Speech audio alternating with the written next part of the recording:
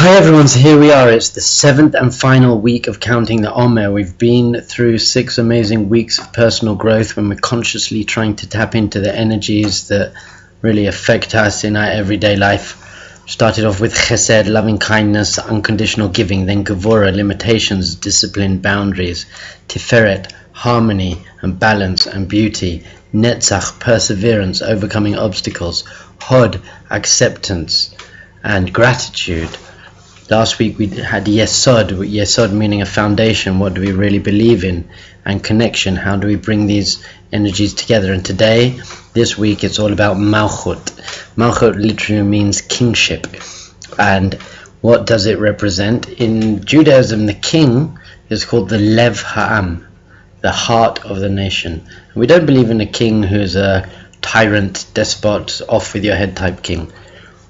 We believe in a king who's the heart of a nation, and a heart in itself is empty chambers, and the purpose of the heart is just to pump the blood throughout the body. It's just pumping the blood throughout the body, and this is also what the king of Israel needs to be. It needs to be empty of any of its own self desires. It just needs to be there to serve the nation, to make sure that the divine will is really being taught to people and helping other people manifest themselves.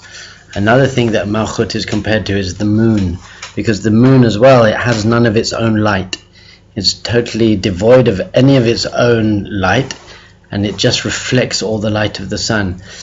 And I believe scientifically, if the moon did have a little bit of its own light, when it reflected the light of the sun, it would not be as bright. So once it has any of its own ego, is trying to bring itself into the picture, it actually loses some of its power from being able to reflect and bring out into the world. So Malchut really is this idea of being able to receive.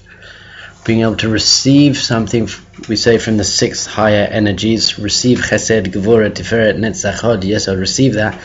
And actualize it and bring it out into the world. So Yesod, we learned last week, is about connecting all of the things, and Malchut is about manifesting it in the world, how we're actually being in the world. Malchut's the power to be able to put oneself aside and puts one's ego aside. Humility is a very, very powerful trait to have. And humility in Judaism doesn't mean that you think you're nothing and you're worthless and you're useless. If the best tennis player in the world says, you know, I'm not so good at tennis, that's fake humility, that's not real humility. Humility is really understanding that you need to have gratitude. Where does it all come from? It's amazing that I had this opportunity, and it's amazing that I have these skills. I mean, really, on my own, I'm nothing, but I just have the power and energy from everything that's supporting me to do that. It's being able to put yourself aside and your own desires aside and really do what's best for everything and do what's best for the world. There's amazing, one of my favorite stories of leadership, one of the space shuttle missions that were going off, the whole team got together, and in the Nevada desert, I believe, and they had a team building wilderness exercise, and they were walking on very narrow paths, and the first decision they had to make, and there were so many different types of people, physicists, scientists, philosophers, everyone in this team, and they had to make a decision. They came to a cliff face, and at the bottom of the cliff face was a big muddy pool of water, and they had to decide, do we go through the water and climb up the cliff face, or do we have to cut back and find another route? And basically everyone on the team, apart from one guy, said we should go through the water. And the other guy was very strong to say, no, we shouldn't go through the water, we'll be wet, it would be bad for us.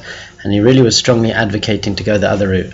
But the team eventually made the decision to go through the water, and they were watching to see what this one guy, his name was Piers, what he would do. And he took a minute, and then suddenly started rallying and encouraging everyone, and he walked into the water first and became the base of the human ladder to climb the thing. So at that moment he tapped into Malchut. He just tapped into this idea of, I'm nothing, I'm just here to serve, I'm here, I've got to be humble, I'm here to make sure I'm helping everyone, I'm using my energy to help everyone and manifest them.